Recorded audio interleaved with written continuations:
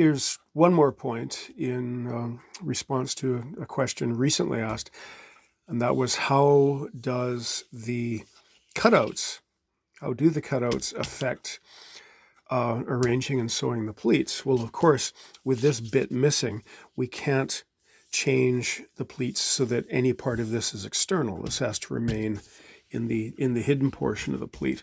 But also, because of this gap, because we lack sort of mechanical continuity between here, when we're arranging the cloth, it makes it a little bit more fiddly. If you're used to working with an unbroken piece of cloth and then have to do this, it makes it a little more fiddly to arrange because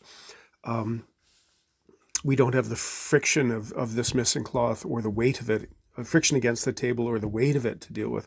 So it can be a little more finicky to arrange the new pleat, pin it and sew it down. In those cases when, or rather where the previous kilt maker has, possibly in an excess of enthusiasm, not left much material here, what we'd call a seam allowance. If they haven't left much material here, so you can see how much we've got here because this is the last one, and there.